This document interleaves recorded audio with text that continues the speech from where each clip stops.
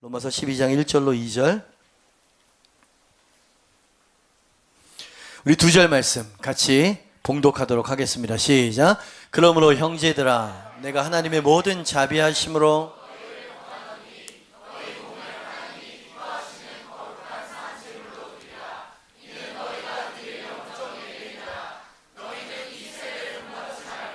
오직 마음을 새롭게 함으로 변화를 받아 하나님의 선하시고 온전하신 뜻이 무엇인지 분별하도록 하라.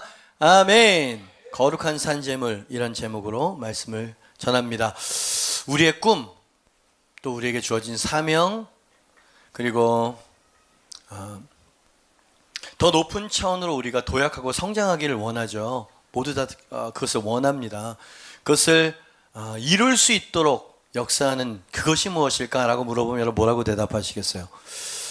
마음속으로 우리의 꿈, 우리의 사명, 더 높은 영적 성장과 도약을 이루는 그것은 어떤 것일까? 저는 열정이라고 말하고 싶습니다. 어떤 사람은 믿음이요, 어떤 사람은 성령의 기름 부으심이요, 이런 단어를 생각하는 사람들이 많이 있었을 거라 생각을 합니다. 근데 열정이 있을 때나 믿음도 타오르는 거고요. 누군가를 사랑한다? 그것은 내 뜻에 맞지 않는 누군가를 참아내고 인내해주고 사랑해주는 그것도 힘인 거예요. 능력인 거거든요.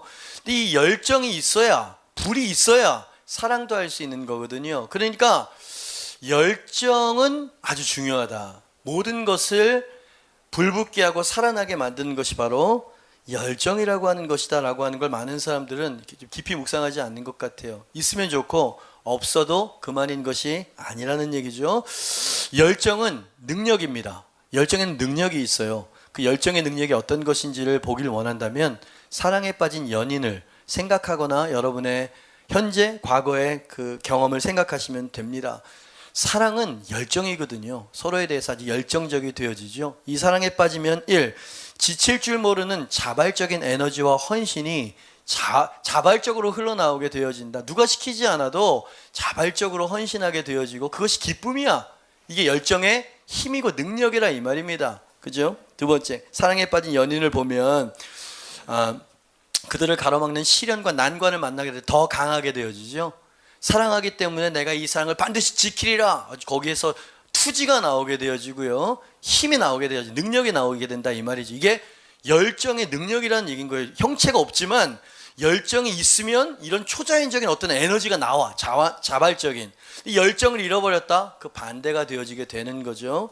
또 사랑에 빠진 여인들은 그 불같은 열정으로 말미암아 결국 사랑이 도달해야 될 자리까지 그들을 이끌게 되어지는 결론을, 열정이 그 일을 한다 이 말이죠. 결혼하게 되어지고 행복한 가정을 이루게 되어지는 것, 이게 열정의 능력입니다. 열정은 정말 중요한 것이에요. 자, 이것은 영적으로도 같은 원리가 통합니다. 하나님과의 관계, 그리고 당신에게 맡겨진 사명을 완주하는데도 믿음이 필요한 것이 아니고 소조의 능력만 필요한 게 아니라 그게 진짜로 역사하려면 열정이 살아있어야 돼요. 왜? 열정을 잃어버리면 모든 믿음을 다 포기하게 되니까. 열정이 제일 중요한 것이라 이 말이죠. 당신이 하나님의 열정에 활활 타오르는 심령을 가지고 있어요. 그러면 누가 시키지 않아도 자발적이고 불가항력적인 헌신이 거기서 흘러나오게 되어지죠. 그죠? 이게 열정의 힘입니다. 그래서 우리는 하나님을 열정적으로 섬겨야 될 줄 믿습니다. 어려움과 난관을 만났어요. 그러면 하나님에 대한 열정이 있기 때문에 더 기도하고 더 강해지곤 하지요. 그 불굴의 열정으로 말미암아, 그 열정으로 말미암아 많은 난관과 어려움을 헤쳐나가서 결국 사명을 완수하게 되게 만드는 것도 사실은 꺼지지 않는 열정 때문이다. 저는 그렇게 생각을 하는 거예요. 그래서 우리의 꿈과 사명과 모든 것들을 이루어낼 수 있게 하는 것은 가장 중요하고 핵심적인 건 열정이다. 근데 불행하게도 한때 누구도 따라올 수 없을 만큼 열정적이었던 성도들이 이 고귀한 열정을 도둑맞았다, 잃어버렸다는 게 문제인 것이죠. 많은 사람들이 자주 이런 말을 생각하거나 입 밖으로 이제 이야기하는 걸 듣게 됩니다. 열정이 식어버렸어요. 예전 같지 않아요. 다시는 예전처럼 타오를 수 있을까 싶어요. 다 젊은 한때의 불 아니겠어요? 누구나 다 이런 생각 한번 안 해봤겠습니까? 이런 말 한번 안 해본 사람이 있을까요? 근데 여러분이 아셔야 되는 건 뭐냐면, 이렇게 말할 수는 있고 이게 우리의 현실이기는 하지만 이 열정을 잃어버리는 것은 작은 일이 아니다. 아주 심각한 일이다라고 하는 것을 제가 여러분들에게 좀 공감시키기 위해서 이렇게 설명을 드리고 있는 것입니다. 에베소 교회가 왜 예수님께 책망을 받았나요? 첫사랑을 잃어버린, 열정을 잃어버린 것 때문에 아니었습니까? 어디서 떨어졌는지 회개하지 아니하면, 그러면서 주님께서 엄히 책망하셨던 이유는 잃어버린 열정 때문이었어. 라오디게아 교회를 향해서 예수님이 왜 책망하셨습니까? 무엇을? 미지근해진 마음 상태, 하나님을 향해서 열렬한 열정과 사랑을 잃어버린 상태, 이 상태를 예수님이 뭐라 그러셨습니까? 토해내지 않으면 안 될 상태, 이렇게 말씀하셨잖아요.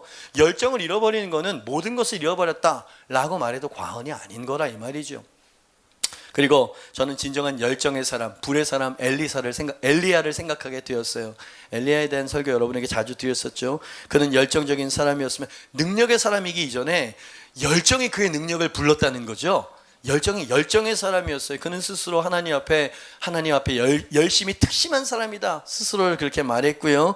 그의 열정은 두려움을 삼켜버릴 만큼 핍박을 이겨낼 수 있는 강인한 것이, 그 열정이 그 힘을 주었던 것입니다. 하나님을 향해 열정이 있었죠. 그리고 주신 사명에 대해 열정에 사로잡혔을 때 누구도 이루지 못했었던 기적과 능력을 이 땅 가운데 풀어낼 수 있는 그런 사람으로 우리 앞에 쓰임받을 수 있었다 이 말이죠. 할렐루야. 하나님 당신도 그렇게 되길 원하십니다.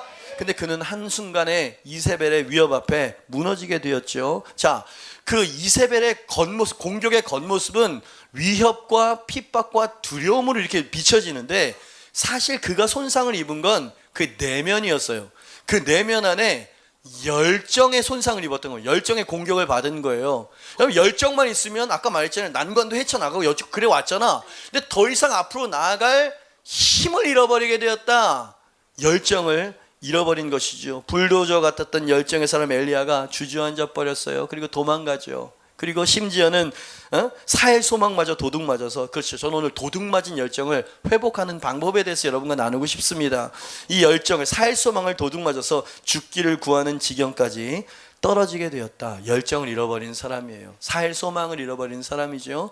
교회 안에도 이런 사람들이 상당히 많이 감추어져 있는 것 같아요. 표현하지는 않지만 제가 이렇게 쭉 좀 섬세하게 여러분에게 설명하는 것이 여러분 자신을 너무 노골적으로 투영하는 것 같아서 좀 불편하고 피하고 싶은 마음이 있을지도 모릅니다. 직면이란 어려운 것이거든요. 근데 원인, 진단이 돼야 치유가 일어날 수 있지 않겠습니까? 오늘 설교의 목적은 여러분을 불편하게 만들기 위해서가 아니라 이 도둑맞은, 하지만 너무 고귀하고 가장 중요한 열정을 어떻게 다시 회복할 수 있을 것인가 라고 하는 주제이기 때문에 섣불리 낙심하지 마시고요, 지레 포기하지 않기를 바랍니다. 엘리야는 우리를 지금 상징적으로 보여주고 있어요. 열정을 잃어버린 자로서의 샘플로서. 근데 오늘 본문 말씀을 기록하고 살아냈었던 사도 바울은 자신의 레이스를 마지막까지 완주해낸 사람이죠. 그는 중간에 포기하지 않았어요. 그는 평생 열정에 불타오르면서 죽기 직전까지, 그죠? 편지를 쓰고요, 당당하게 하나님 앞에 섰었던 경주자였다. 디모데후서 4장 7절이죠. 같이 한번 읽어봅니다. 시작. 나는 선한 싸움을 싸우고 나의 달려갈 길을 마치고 믿음을 지켰다라고 담대하게 이야기를 합니다. 얼마나 멋있습니까? 여러분의 인생 마지막 순간에도 이 고백을 할 수 있게 되길 바랍니다. 이 고백을 당당하게 할 수 있는 사람은 열정적인 사람이어야 해요. 열정을 빼앗긴 사람이면 이 고백을 할 수가 없고 이 길을 갈 수가 없다 이 말이지요. 그 열정의 사람, 그 승리자, 그 완주자가 오늘 본문 말씀에 어떻게 하면 잃어버린 열정을 회복하는지 내가 가르쳐 줄게. 어떻게 하면 이 열정이 꺼지지 않고 계속 지속되고 유지될 수 있는 방법도 내가 너에게 가르쳐 줄게. 여러분, 성공한 선배의 이야기는 들을 줄 알아야 됩니다. 사도 바울은 열정의 사람이었고 완주자였어요. 어떻게 하면 이 열정을 회복할 수 있을까요? 문제는 자꾸 식는다는 거거든요. 어떻게 하면 계속 유지해낼 수 있을까요? 여러분, 당신이 열정에 사로잡히는 순간 당신은 사명을 이루게 될 것입니다. 하나님의 더 큰 능력과 도약을 경험하게 될 것입니다. 그러니까 오늘 열정을 회복하고 가시길 바라요. 어떻게 하면 그 잃어버린 열정을 회복하고 유지할 수 있을까? 1번입니다. 같이 한번 읽어보죠. 시작. 열정의 불은, 오늘 본문 말씀을 살펴보기 전에 엘리야의 이야기를 먼저 좀 했으면 좋겠습니다. 한번 보시죠. 엘리야가 열정을 잃어버렸지만 열정이 충만했을 때 그는 바알의 선지자 850대 1에 갈멜산 불의 전쟁을 탁 선전포고하죠. 이건 하나님의 뜻이 아니었습니다. 하나님은 비에 대해서 말씀하셨거든. 근데 그가 의분의 불에 대해서 확 선포를 하게 되어집니다. 그는 열정을 도난당하기 전, 이세벨에게 열정을 빼앗기기 전 그는 스스로 불이었습니다.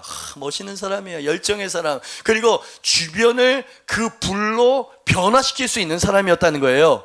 열정을 빼앗기지 않았을 때 말이죠. 이 열정을 하나님이 기뻐하셨습니다. 그래서 비에 대해서 말씀하셨던 주님이, 하나님이 엘리야의 보폭을 맞춰서 불을 내려주신다 이 말이죠. 그렇게 한 사람의 믿음과 열정으로 말미암아 하늘에서 불이 내리게 되었다. 근데 우린 그것을 엘리야는 특별하고 엘리야의 기름 부으시고 이렇게 말하는데 사실은 열정이었어요.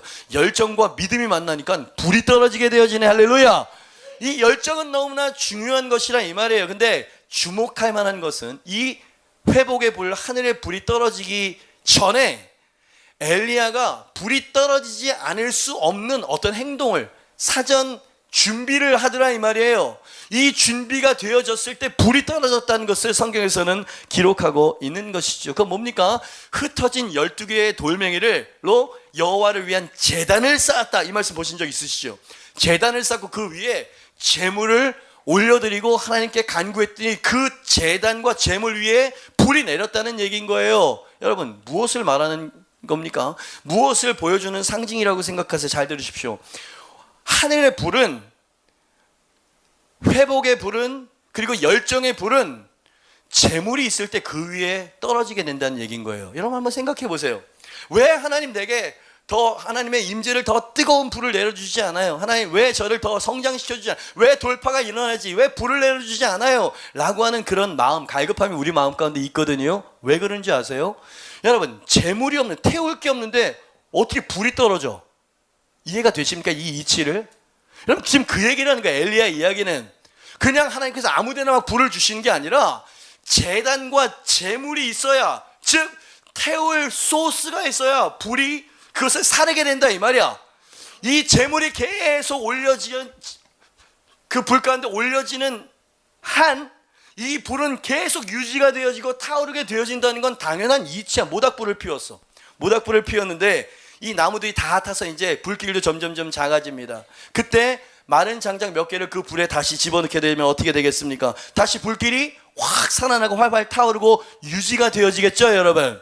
여러분 잘 들으십시오. 젊은이들이요, 잘 들으십시오. 열정의 불길, 임재의 불길, 능력과 돌파의 불길이 강렬하게 타오르기 위해서는 계속해서 제물이 올려져야 돼. 장작이 올려져야 돼. 제단 위에 제물로서 올려질 때 하나님의 불이 내려오게 되는 것이다. 이게 원리야. 이 말이 무슨 말이냐면 우리가 하나님 앞에 드려야 될 삶의 제물이 있어. 헌신과 순종의 제물이 있다 이 말이야. 그것을 하나님께 순종하지 않고 그러니까 하나님이 내민 손을 우리가 딱 붙잡고 같이 가야 되는데 우리는 원한다고 이야기하면서 주님 앞에 드려야 되는 제물을 드리지 않는다는 얘기인 거예요. 그러니 불이 내려올 수가 없지. 이렇게 되어 있는 것을 왜 주지 않느냐고 이야기를 한다는 거예요, 성경에서는. 저는 오늘 본문 말씀이 사도 바울이 그 얘기를 하고 있다고 생각합니다. 하늘의 불을 원해? 변화를 원해? 마음을 새롭게 함으로 변화가 임한다 그랬죠. 그 진정한 변화는 너희 몸을 거룩한 산 제물로 드릴 때 변화가 일어나게 되는 거야. 그렇게 이야기하고 있는 것이죠. 산 제물, 하나님의 불이 꺼지지 않게 만드는 산 제물.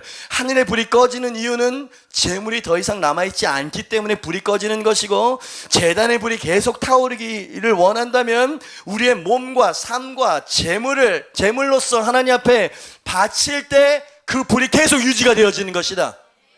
잃어버린 열정을 어떻게 회복할 수 있냐고요? 역설적이게도 하나님 회복을 주세요, 그럼 제가 다시 일어나겠습니다가 아니라 다시 너의 몸을, 너의 삶을 제물로 제단 위에 올려라. 그럼 내가 소멸하는 불이 되어서 너를 태우고 그것으로 말미암아 그리스도의 영광스러운 향기가 되도록 만들어줄 것이니라. 여러분 이것은 신약시대에도 마찬가지야. 구약시대에만 각을 두고 번제가 있는 게 아니야. 신약에도 똑같은 원리가 적용이 되어집니다. 다만 신약시대의 제단은 어떤 거냐면 우리의 마음이에요. 왜? 하나님의 법을 우리 마음에 새기셨기 때문에 마음이 제단입니다. 그리고 신약시대에 우리가 하나님의 제단 위에 드려야 될 그 제물은 어떤 것이냐면 기꺼운 우리의 마음으로부터 나오는 순종의 삶을 말하는 거예요. 그죠? 우리의 삶이 제물이 되어진다라고 바울이 이야기하고 있는 거예요. 그러니까 하나님의 불은 순전한 마음의 제단 위에 올려진 삶의 순종이라고 하는 제물 위에 불이 내려오게 되어져 있다는 얘기죠. 그래서 저는 이런 표현을 한번 좀 써봤어요. 제물이 불을 유지시킨다. 무슨 말인지 이해가 되세요? 이해가 되시면 아멘 한번 하시길 바랍니다. 제단 위에 계속 모닥불에 계속 많은 장작이 들어가야 불은 계속 유지가 되어지듯이 우리의 삶의 헌신과 희생과 하나님을 찾고 하나님을 갈망하고 하나님께 집중되어져 있는 요 희생, 요 제물, 그죠? 이런 것이 계속 제단 위에 올라갈 때, 그러니까 주님의 명령 앞에 이 상황에서 한번 순종해보고 저 상황에서 한번 희생해보고 하나님의 뜻대로 내 감정이나 상황은 이걸 선택하고 싶은데 하나님 말씀이 이렇게 이야기하니까 성령이 그렇게 인도하시니까 그렇게 제물이 되어서 드려보는 거예요. 그때 하나님의 불이, 열정의 불이, 회복의 불이, 아멘입니다. 그때 우리를 막 불살라 태운다는 거예요. 그게 성경에서 이야기하는 계속 타오를 수 있는, 열정을 회복할 수 있는 방법이라는 이야기죠.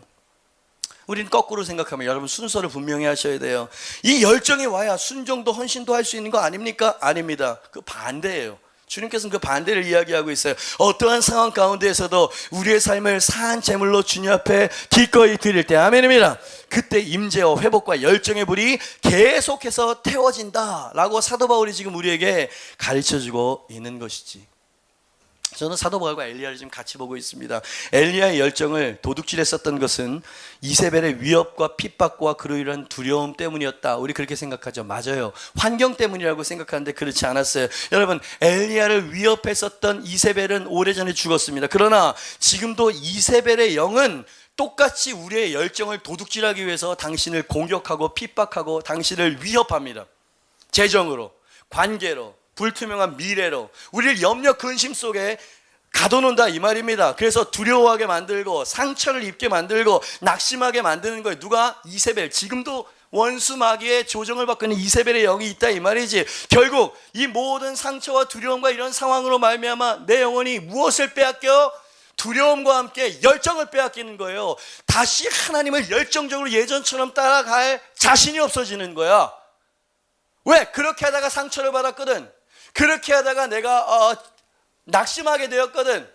그죠? 그래서 하나님의 불이 계속 타오르게 만들 수 있는 제물, 내 삶의 헌신과 내 순종이라고 하는 제물을 하나님 앞에 진심으로, 여러분 나와서 다 예배를 드리고 다 이렇게 앉아있는데 진짜 하나님이 원하는 걸 그 제단 위에 올렸는지 어떤지 내가 어떻게 알아요?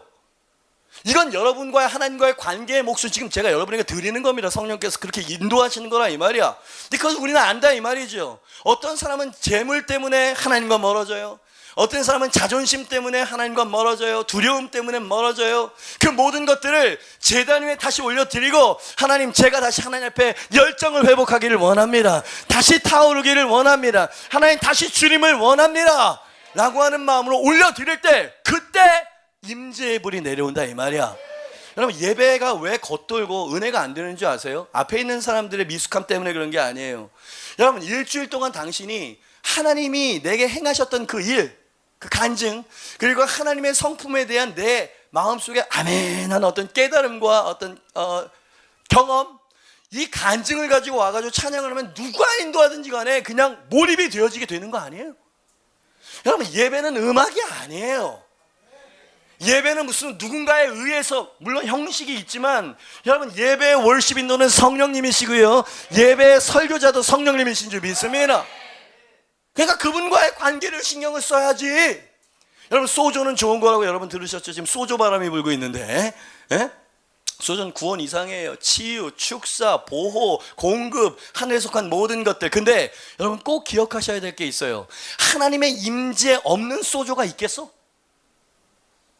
하나님과의 관계에서는 제단 위에 올려드리는 이런 재물들이 하나도 없고 그냥 월요일부터 토요일까지 내 육으로 막 사는데 와가지고 뭐 그냥 이런 데서 앞에 인도하시는 분들이 자꾸 소조 이야기를 하니까 예수 이름은 나을지어다.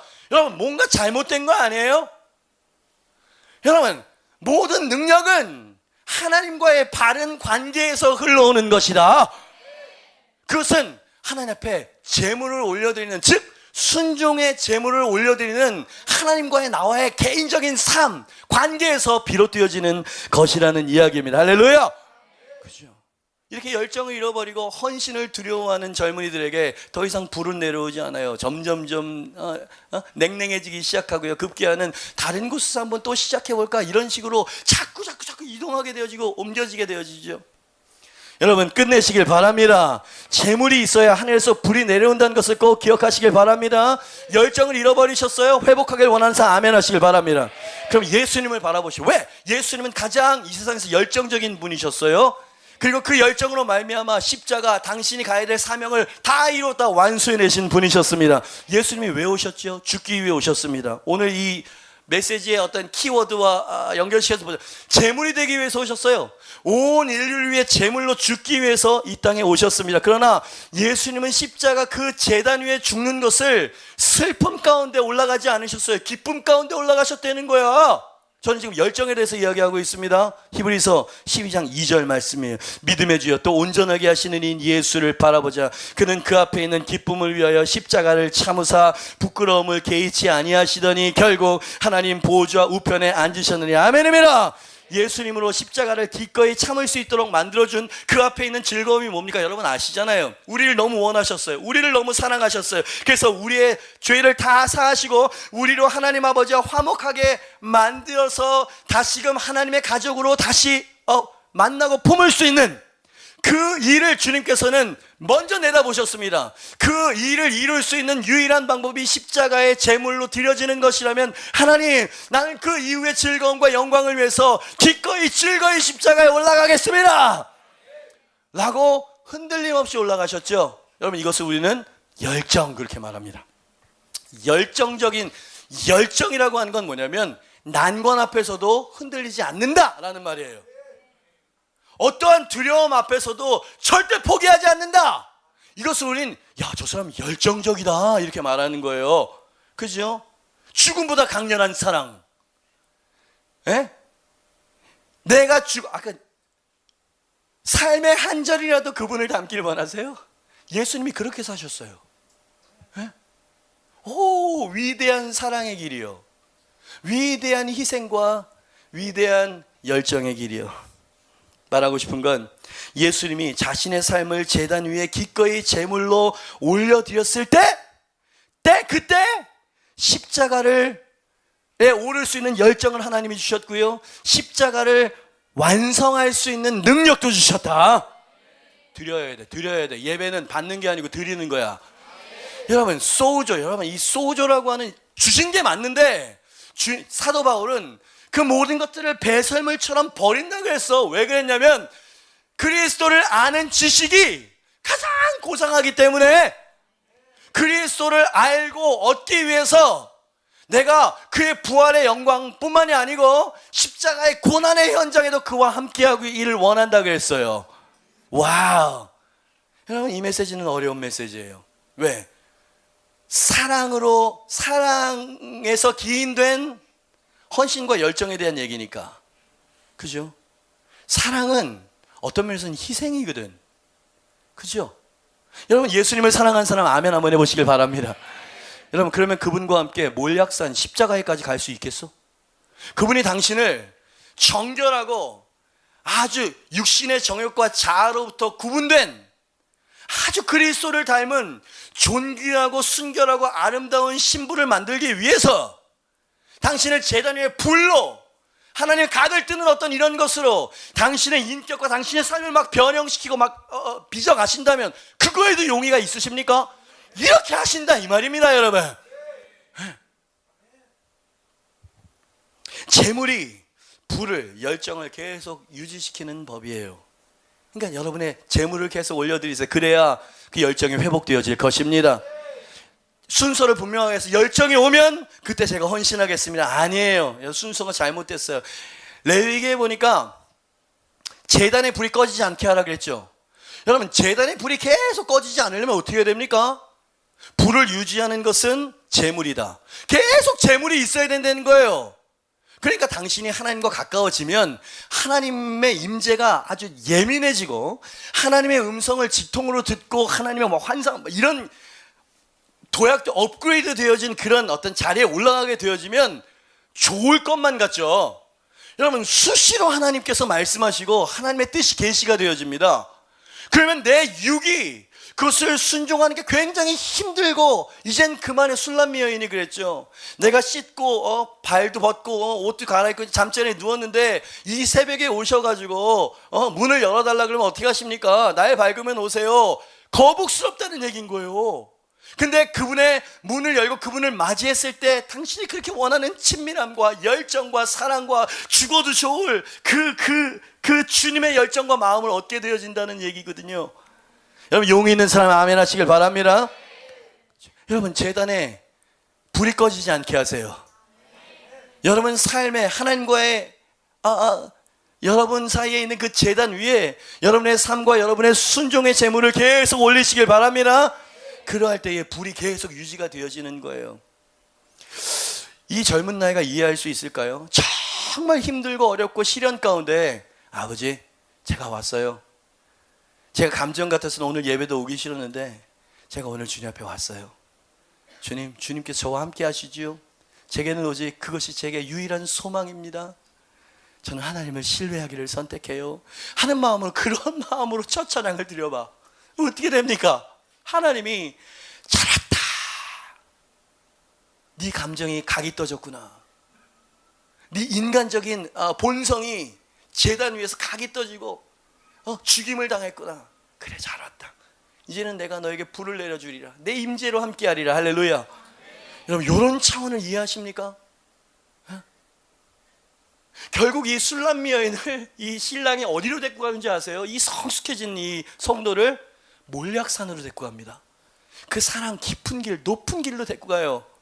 그래서 나도 온 인류를 위해서 말이다, 이 사랑으로, 이 열정으로 나를 희생하는 그 길을 너도 따라와야 돼.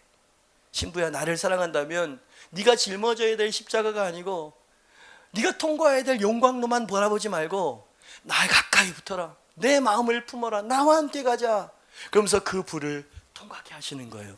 그리고 통과한 다음에 내 자신을 보니까 정결한 신부가 돼 있네. 아름다운 모습으로 변화가 되어져 있네. 그래서 여러분, 제가 그랬잖아요. 하나님의 이 한 단계 업그레이드 도약이 오기 전에는 변화가 오는데, 그 변화는 이렇게 정말 잃어버렸던 것들, 정말 다시 붙잡고 싶지 않은 것들에 대해서 주님 막 손을 내미시는 거예요. 이렇게. 그것도 새벽에 새벽 이슬을 맞고 오셔가지고, 내 신부야, 문 열어다오. 네가 친밀함을 원했지 않니? 내가 너와 함께 하고 싶어서 이렇게 왔는데 번거롭다고. 이렇게 되는 거야. 이렇게 되는 거야. 시간이 없는데 이거 어떻게 하면 좋지? 은빈이가 지금 이제 대학교 들어간 나이 21살이잖아요. 아빠, 내가 하나님에 대한 갈망과 하나님을 더 깊이 인격적으로 알고 싶다는 기도를 했는데 좀 이상하다는 거예요. 그런 필링들과 이런 상황들이 오는데 기쁘지가 않다는 거야. 막 I am a friend of God, you good to me 이런 느낌이 아니라 너무 갈망하는데 그냥 사진으로밖에 볼 수 없는 것 같은 그런 어떤 목마름과 아쉬움? 뭔가 큰 갈망이 채워지지 않는 것 같은 그런 목마름? 이건 결코 유쾌한 기분이 아니라는 거예요. 여러분, 이런 얘기를 표현할 수 있다는 건 지금 영적인 변화의 시즌이 왔다는 얘기인 거예요, 이게.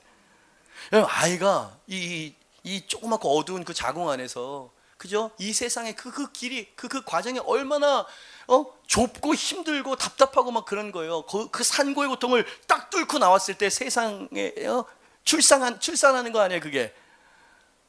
여러분이 느끼는 그 갈급함과 목마름은 이제 산통이라고 생각하시면 됩니다. 그죠? 그것이 저는 사도 바울은, 그리고 엘리야는 제단 위에 제물을 올려드려야 돼. 제물이 죽어야 하나님의 영광의 불을 보고 계속 유지할 수 있는 거 아니냐. 여기 혹시 열정을 도둑 맞아서 로뎀나무 아래 죽기를 갈구하고 있는 사람이 있어요? 열정을 잃어버려서 그래요. 여기 열정을 도난당해서 순종의 레이스에서 이탈해서 벤치에서 쓴맛을 입맛을 다치면서 벤치에 앉아 있는 사람이 있으세요? 사도 바울이 이야기합니다. 여러분, 그 제단 위에 여러분의 삶을, 몸을, 마음을 제물로 올려드리십시오. 다시 회복되고 싶다고 주님 앞에 나오세요. 그럼 주님께서 불을 내려주실 것입니다. 그죠? 그러니까 이게 어떤 게 진짜 문제냐면 하나님을 무관심한, 빨리 돌아와야 돼.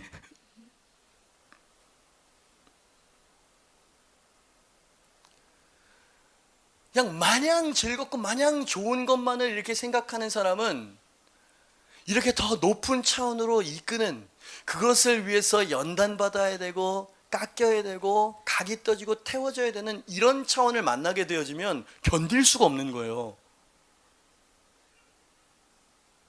이게 바로 그분을 알아가는 과정인 겁니다. 왜? 그분은 고통의 질고를 아는 분이거든. 그분은 그 사랑의 그 높은 길이 얼마나 아픈 희생이라는 걸 아시는 분이거든. 근데 그것만이 나를, 세상을 바꿀 수 있는 방법이라는 것도 아시기 때문에 그분은 그 길을 가시고 우리도 그 길을 오라고 부르시는 건데, 그냥 마냥 You are good to me, deep cries out 이거만 얘기하면 주님께서 자 이제 더 높은 길, 더 한층 더 깊은 길로 한번 가보자 그러면 감당이 안 되는 거거든. 여러분 지금 뉴사운드 2019년이 지금 그 자리를 우리를 이끄시는 거예요. 근데 여러분 제 말을 믿으십시오. 먼저 간 선배, 사도 바울도 먼저 간 선배 아닙니까? 여러분 이 과정을 통과하게 되어지면 당신은 한참 성숙돼 있을 거예요. 아멘입니다. 하나님의 임재를 더 깊이 느끼게 될 것이고요. 그로 말미암아 소조의 능력과 축복도 더 풀어지게 될 거야. 그렇죠? 먼저는 죽어야 돼. 먼저는 각이 떠져야 되지. 용이 있는 사람 아멘 하시길 바랍니다. 저는 주님과 함께하고 싶습니다. 할렐루야. 두 번째, 언제 잃어버렸던 열정에 불이 회복되고 유지할 수 있느냐? 마지막입니다. 2번 시작. 신령과 진정으로. 1절 말씀입니다. 그러므로 형제들아 내가 하나님의 모든 자비하심으로 너희를 권하노니, 권하는 거예요. 이 말 보면 내가 성도로서 사역자로서 살아오면서 내가 분명히 깨닫게 된 것이 있는데 그것을 너희에게 이야기해 줄게. 권하노니 뭐예요? 너희 몸을 하나님이 기뻐하시는 거룩한 산 제물로 드리라. 이는 너희가 드릴 영적 예배니라. 사도 바울이 2절에 마음을 새롭게 함으로 변화를 받으라. 아멘입니다. 하나님의 선하시고 기뻐하시고 온전하신 뜻이 어떤 것인지 분별하고 그 하나님의 뜻을 완수해 드릴 수 있는 완주자가 되라. 정복자가 되라. 아멘입니다. 그런 사람이 되려면, 그 능력을 받으려면 사도 바울은 예배자가 되라. 산 제물 예배에 대한 얘기야. 영적 예배 노골적으로 이야기를 했어. 예배에서 돌파구를 찾았다는 얘기죠. 어떠한 상황 속에서도 성령과 진리 안에 예배를 진정으로 올려드릴 때 그때 변화의 역사가 일어난다는 것, 실제적인 얘기를 하는 거예요. 예배 현장에서 임재와 열정의 불이 회복되어지고 계속 타오르게 되어진다. 아멘입니다. 여러분 이것도 많은 사람들이 순서를 오해하는 경향이 많아요. 은혜가 있어야, 기도 응답이 있어야, 돌파가 있어야 찬양과 감사와 예배를 올려드릴 수 있는 거 아니에요? 이렇게 말합니다. 여러분 순서가 잘못됐다니까. 그의 나라와 그의 의를 구하는 게 먼저예요. 감사함으로 그 문에 들어가는 거고 찬송함으로 그 궁정에 들어가는 거라고요. 뭔 말인지 아시겠어요? 감사할 것이 없을 때는 그럼 그 문을 열고 감사함으로 안 들어갈 거야? 그렇죠. 여러분 왕 앞에 나아갈 때는 절차를 갖춰야 돼요. 그분의 임재 안에 나아갈 때는 감사하는 마음에 조율이 되어져 있어야 돼. 그리고 주님을 나의 감정과 상황과 상관없이 그분을 praise the Lord, 그분을 높이고 자랑하고 선포하고 슬픈 얼굴빛을 비치지 않고, 물론 여러분 가면을 쓰라는 얘기가 아니에요. 그러나 그분의 나의 상황이 그렇다고 해서 그분이 다른 분이 되는 건가? 아니잖아요 여러분. 그러니까 그분 앞에 내가 백성으로서 피조물로서 온전한 감사와 찬양을 먼저 올려드릴 때 그 예배 현장에 하나님이 다가오신다는 얘기인 거예요. 그게 바로 열정이 회복될 수 있는 구체적인 방법이다. 사도 바울이 지금 그 얘기를 지금 하고 있는 거잖아요. 변화를 원해? 하나님의 뜻을 원해? 하나님의 임재와 열정을 원해? 하나님과 탁 부딪히는 실제적인 변화를 원해? 그럼 너희 몸을 거룩한 산 제물로 영적 예배로 드려야 돼. 여러분, 예배가 얼마나 중요한 것인지 당신은 깨닫고 또 깨달으셔야 돼요. 사도 바울은 그런 예배의 돌파를 먼저 경험한 우리의 선배 아닙니까? 빌립보 감옥에 매를 맞고 착고에 매여서 입을 벌릴 수도 말할 수도 없었어요. 너무나 힘이 들어요. 근데 상황과 상관없이 We bring the sacrifices of praise. 찬양의 제사를, 찬미의 제사를 올려드립니다. 얼마나 힘들었을까? 감정에 치우쳤다면 그런 찬양은 나오지 않아.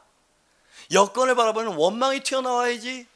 근데 그는 하나님의 선하심과 자비하심을 찬미하기로 결정하죠. 그때 어떻게 됐습니까? 착고가 풀어졌다 그랬고 옥문이 열렸다 그랬어요. 우린 지금 감옥에 갇혀 있지는 않지만 당신의 상황과 감정과 영적 침체라고 하는 감옥에 갇혀 있어요. 이게 열리길 원한다며?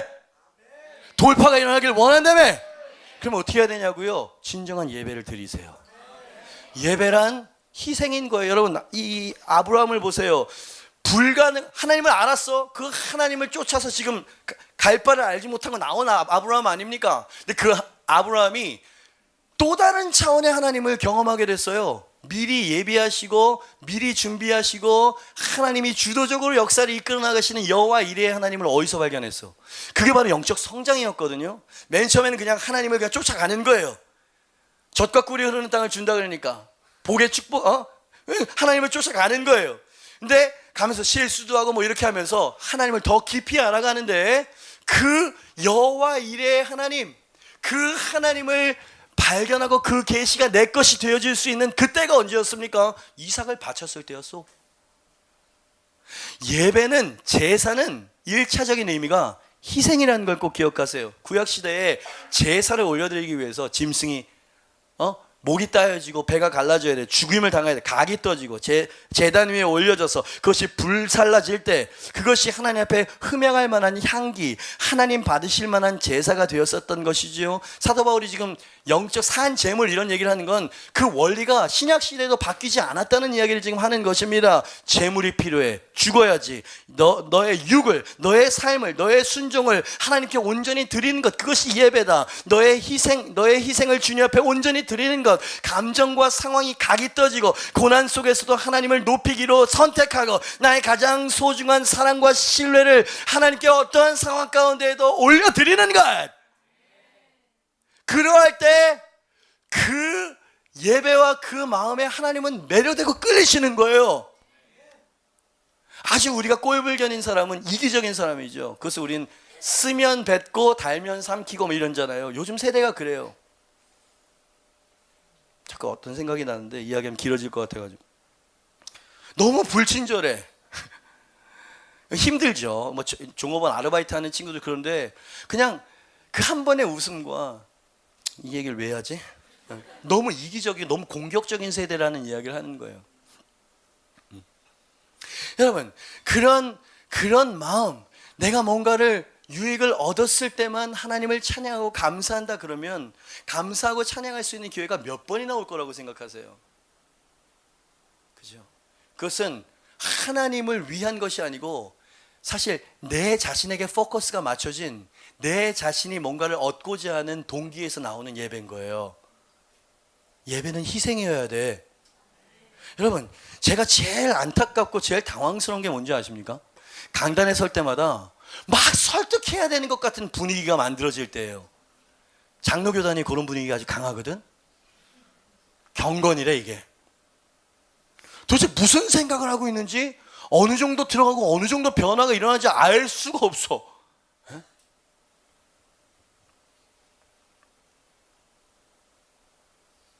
제물을 드려야 돼. 어떠한 상황 가운데에도 너희 육은 각이 떠져야 된다. 아멘입니다. 너의 불순한 정욕과 불순한 야심들, 그렇지, 야심이 있어. 그 야심도 그 제단 위에서 불살라져야 되는 거예요. 그렇게 주님 앞에 온전히 희생의 제물로 나의 감정과 상황, 모든 것들을 다 주님께 드립니다 할 때 뭐가 내려와? 임재의 불이 내려온다고. 하나님께서 이제 하나님의 친밀함과 소조의 능력을 같이 갖고 이제 당신에게 오시는 거예요. 자, 이걸 뒤집어서 말하면 왜 임재가 희귀할까? 자꾸 이기적으로 막 달라고만 한다든지, 하나님과의 친밀한 하나님이 지금 어느 지점으로 우리를 이끄시는지에 대해서 이런 거는 모르거나 외면한 채 그냥 막 받을 사랑만 계수하고 있으니, 이런 마치 이기적인 아이처럼 하나님 앞에 나오는 이런 태도 때문에 하나님의 불이 내려오지 못한다는 얘기 아니야? 그죠? 여러분, 하나님이 얼마나 우리를 인티머시, 친밀하고 관계적으로 부르시는지 몰라요. 언젠가 하나님이 만물을 새롭게 하시는 날이 올 것입니다.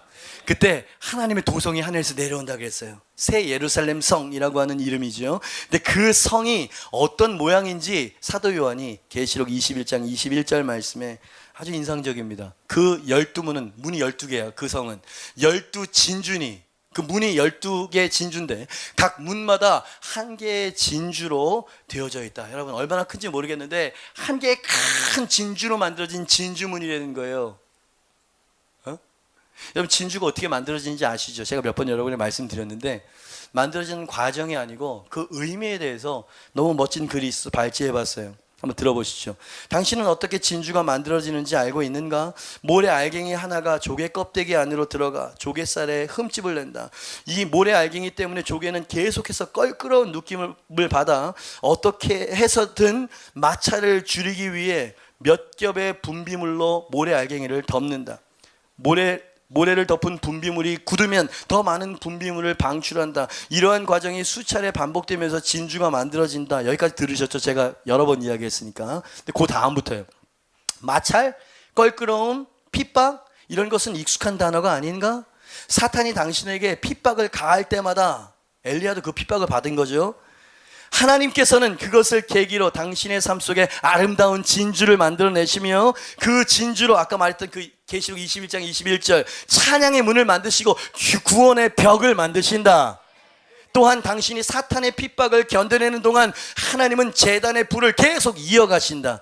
원수가 당신을 괴롭힐 때마다 주님 안에서 담대하게 찬양의 제사를 올려드리라. 그러면 하나님께서 그 제물을 받으실 것이다. 하지만 안타깝게도 환난과 마찰과 껄끄러움의 때 우리는 하나님 찬양하기를 기꺼워하지 않는다. 그 다음 같이 한번 읽어볼까요?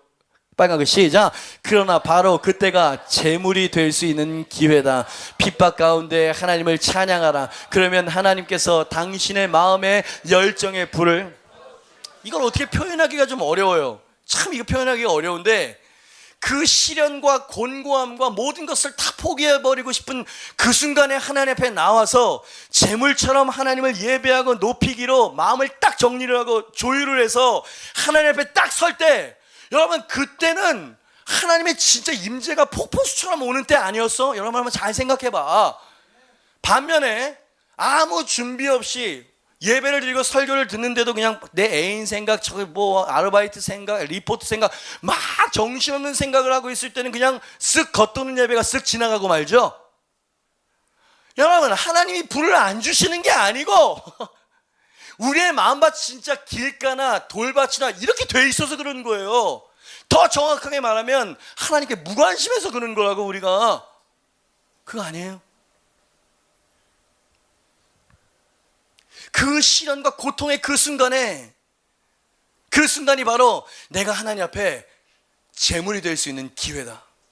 그 시련의 때에 하나님 앞에 예배하기로 결단하고 딱 나아가면, 여러분 그 결단과 그 마음에 하나님의 마음이, 여러분 저도 막 이렇게 눈물이 글썽이는데, 어떻게 나온 예배고 어떻게 드리는 찬양이고 어떻게 드리는 헌금인데, 이것을 목사가 알 때도 이렇게 감동이 되는데, 야, 네가 죽을 것 같은데도 와서 찬양을 하고 있느냐? 네가 정말 죽을 것 같은데도 네가 지금 감사가 네 입에서 흘러나오고 있느냐? 여러분, 요 시련 가운데, 정말 고통 가운데 이 명주실이라 그래요. 이걸 씨를 뽑아내는 것 같은 그 고난의 찬양, 그것이 하나님의 마음을 얼마나 강하게 끄는지 당신은 아셔야 돼요. 그러니까 고난의 때, 시련의 때를 맞이했다 그러면 진짜 당신이 불이 내리게 만드는 제물이 될 수 있는 기회가 된다는 얘기인 거예요. 여러분, 제사 예배는 희생이라는 것을 꼭 기억하시길 바랍니다. 여러분, 우린 지금 도둑맞은 열정에 대해서 이야기하고 있어요. 엘리야가 열정을 잃어버리고 죽기를 구했었던 것은 핍박에 대한 두려움 때문이었어요. 그래서 하나님 이 핍박과 두려움을 없애주시옵소서 맨날 우리가 기도하는 거야. 근데 아이러니하게도 바울과 실라는 그 핍박과 마찰과 껄끄러운 과정 속에서도 어떻게 해서 찬미의 제사를 드렸다. 그때 창고와 옥문이 열렸다. 그때 하나님의 임재와 그때 열정이 회복됐다, 이 얘기인 거 아니에요? 우리 거꾸로 생각하면 안 돼요, 여러분. 아브라함이 이삭을 번제물로 바쳤을 때 새로운 계시를 얻게 됐다, 아까 말씀드렸습니다.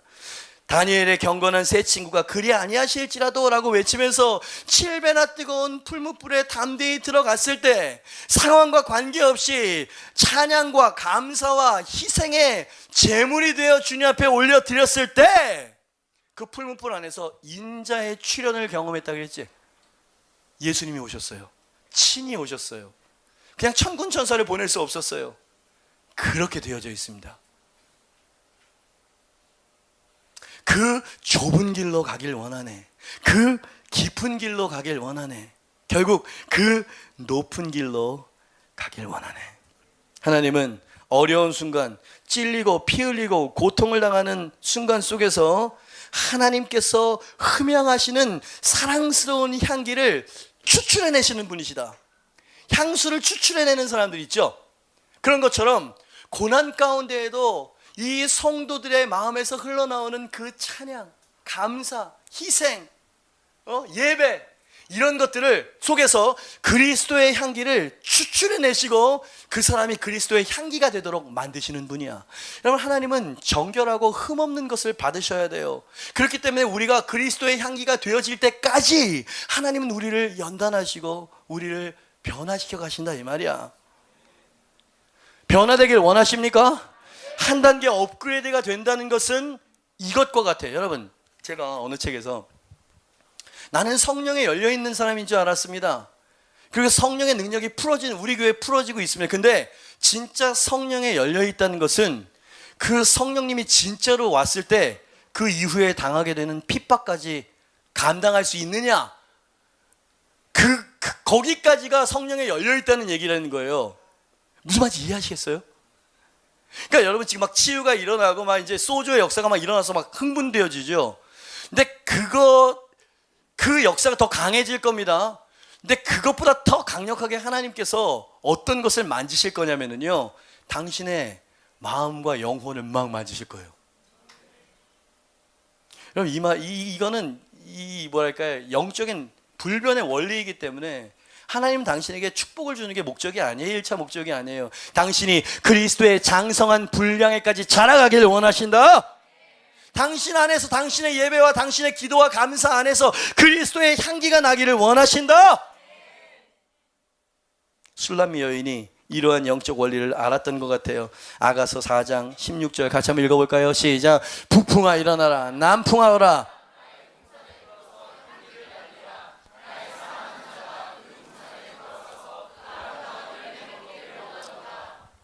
북풍을 향해, 남풍을 향해서 불어올 테면 불어와라, 올 테면 와봐라, 이렇게 이야기하고 있죠. 북풍, 연구를 해보니까 겨울철에 북쪽에서 몰아치는 차가운 바람을 말해요. 겨울철 찬바람이 부는 계절에는 나무들이 다 죽은 것 같죠. 죽어있는 것 같고 메말라 있는 것처럼 보여요. 근데 여러분, 그 땅 아래는 땅 위보다 훨씬 온도가 뜨거워. 그래서 다 죽어져 있는 것 같은 겉모습과는 달리 그 땅 속에 있는 이 뿌리가 더 깊이 막 들어가는 거예요. 죽은 것처럼 보여지는 현상 그 밑에서는 더 왕성하게 어떠한 일들이 진행이 되어지고 있다. 네. 북풍아 와라. 이 시련, 그래 나는 지금 시련을 당하고 있다. 그러나 내 영혼의 뿌리는, 주님을 향한 내 사랑의 이 뿌리는 더 깊이 뿌리를 내릴 테니까 시련아 올 테면 와라, 이 얘기인 거야 지금. 남풍, 연구를 해보니까 여름철에 사막의 뜨거운 바람을 말한대요. 여러분, 사막의 바람이에요. 용광로 같았겠죠. 맹렬한 열기예요. 용광로와 같은 시련을 말해요. 문제를 말해요. 갈급함도 거기에 속해요. 이 불같은 연단은 우리에게 그 연단이 막 태워지는 그 과정을 통해서 그 연기 냄새가 배이도록 만드는 거야. 기도 많이 했다니까 이게 여러분 마음 속에 주님의 이 마음이, 이 콜링이 젖어질 수 있도록, 여러분 주님을 사랑하는 가슴을 가진 사람만 이 콜링에 응할 수 있어요. 그냥 그분이 나를 위하시는 분이어야 한다라는 그 정도의 신앙을 가지고 있는 사람은 이 높은 길로 갈 수가 없어.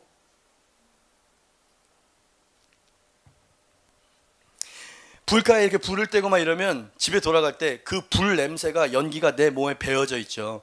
그런 것처럼 하나님의 연단의 불을 통과하게 되어지면 하나님이 그토록 고귀하게 여기시는 그리스도의 향기가 당신의 인격에 배이게 되어진다는 거예요. 아멘입니다. 하나님은 그 그리스도의 향기를 가장 좋아하시고 그 그리스도의 향기에 매료가 되시사 하나님의 친밀함과 사랑과 소조의 능력과 기름 부으심을 가지고 당신에게 찾아오시는 거예요.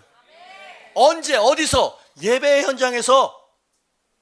혼자서는 하나님의 읊조릴 수는 있지만 이런 예배에서 온 마음을 다해서 하나님을 감사하고 하나님을 찬양하고 하나님의 선하심을 높여드리고 내 감정에 사로잡히고 상황에 묶여있는 것이 아니라 하나님은 선하신 분이십니다.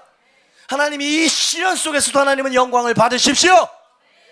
이 감정적인 혼란스러움 속에서도 저는 하나님께 집중하고 하나님만을 생각하고 높여드릴 것입니다. 요 예배에 하나님은 강렬하게 매료가 되십니다. 그래서 불이 내리게 된다는 거예요. 아까 은빈이 이야기했잖아요. 은빈아, 하나님은 너를 진짜 하나님의 친밀한 관계 가운데를 널 지금 이끌고 계시는 거야. 근데 그게 쉽지만은 않을 거다. 왜? 네 옛 자아를 죽여야 되니까. 그분을 따르는 그 무거운 십자가, 그게 영광이라는 것을 네가 깨닫기 전에는 그것이 너무 힘들게 여겨질 거야. 그러나 그 과정을 잘 거쳐가라. 그럼 너는 더 멀리 보고 더 그분의 마음을 더 깊이 알게 되어지고 너가 불이 될 뿐만 아니라 또 다른 누군가를 태울 수 있는 사람이 될 거야. 여러분 그렇게 되길 원하셨죠, 그죠? 그렇게 되길 원하다가 아멘 하고 막 그렇게 신년에도 기도 일했잖아요. 근데 주님께서는 이렇게 그리스도의 향기를 만들어 가십니다. 그 그리스도의 향기가 당신에게 배이도록 인도하신다 이 말이야. 그러려면 용광로를 통과해야 돼. 이거 어떻게 이야기를 해야 되나? 축하합니다, 용광로에 오셔서 이래야 돼? 각오하세요, 용광로를, 이렇게 이야기해야 돼? 어떻게 해야 돼? 그건 사실입니다, 여러분. 그죠? 바울이 지금 그 얘기를 하고 있는 거 아니에요.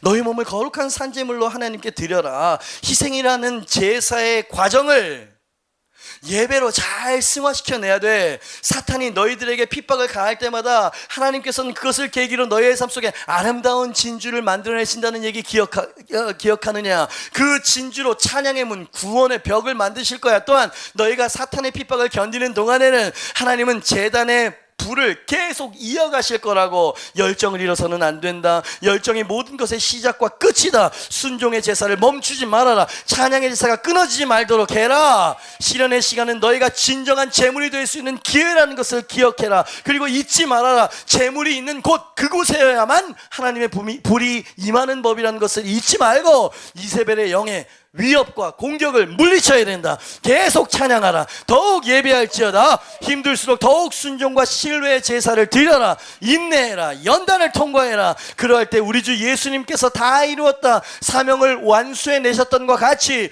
너희도 너희 믿음의 경주를 완주해내게 될 것이며 믿음에서 믿음으로, 영광에서 영광으로 도약하게 되어지는 나비가 될 것이다. 이 얘기인 거예요. 여러분 용이 있으십니까?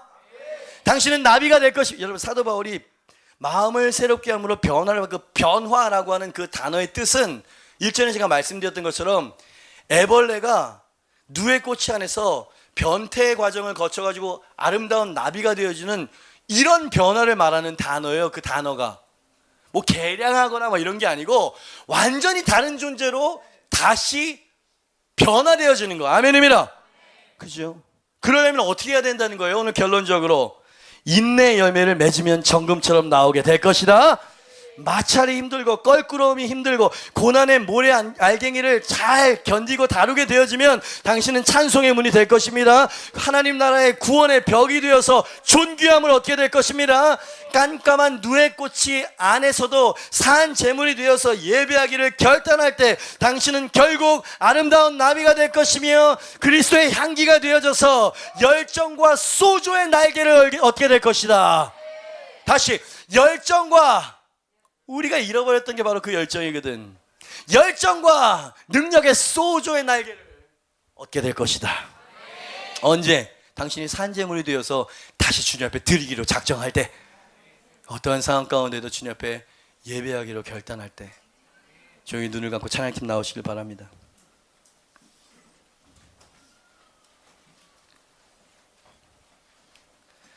우리 자리에서 한번 일어나 볼까요?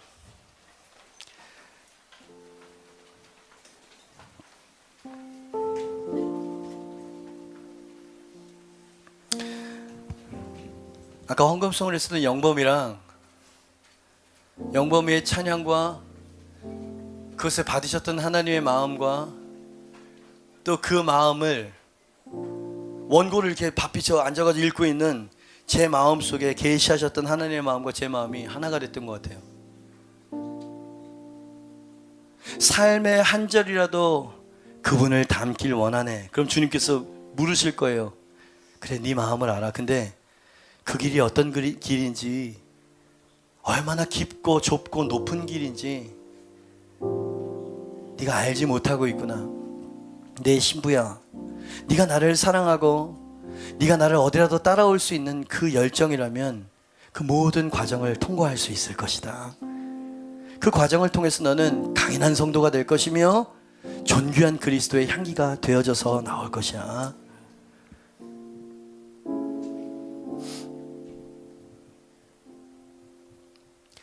나의 모습, 나의 소유, 주님 앞에 모두 드립니다. 모든 아픔, 모든 기쁨, 내 모든 눈물 받아주소서. 어제 일과 내일 일, 어제 일과 내일 일로 내 꿈과 희망 모두 드립니다. 모든 소망, 모든 계획, 내 손과 마음 받아주소서.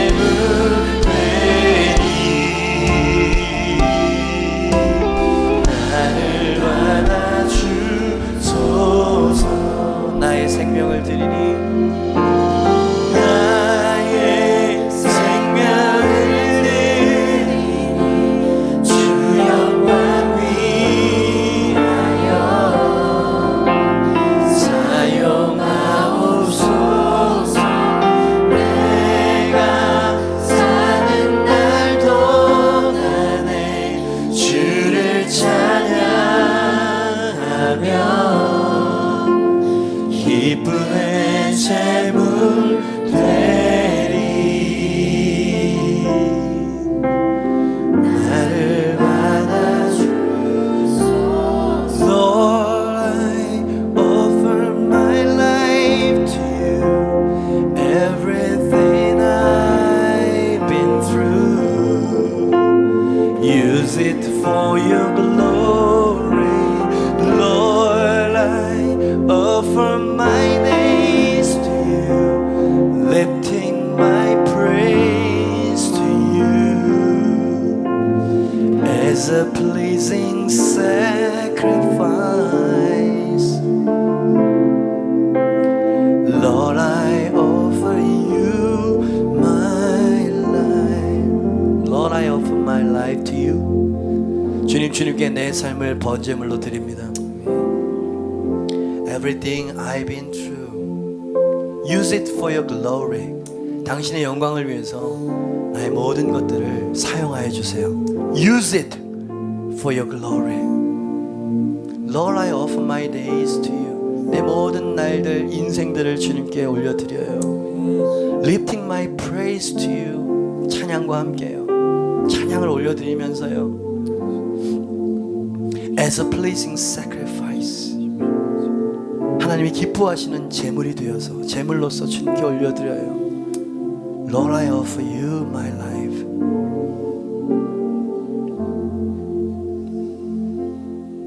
여러분의 신랑이 여러분을 부르시는 그 음성이 들리십니까?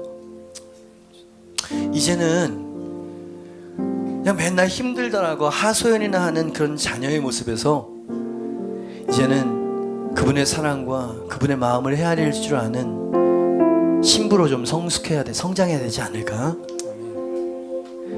여러분, 결혼은 현실이라 그러죠? 여러분, 그 사랑을 계속 유지하기 위해서 많은 것들을 참아야 되고 인내해야 하고 난관을 같이 헤쳐나가야 하고 이런 종류의 사랑도 있답니다. 그죠? 주님께서 새벽 이슬을 맞으시고 다신 마음의 문을 빗장을 노크를 하고 찾아오셨어요. 내 아들아 내 딸아 나와 함께 가자.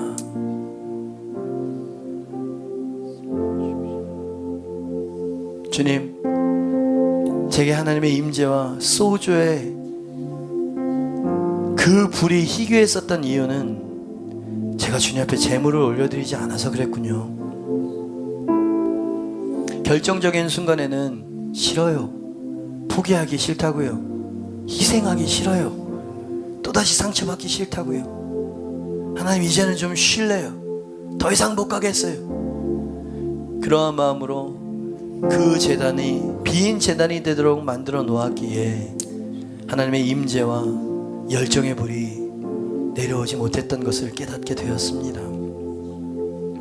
여러분, 다시 제단으로 올라가시겠습니까? 이 시대 제단은 당신의 마음이에요.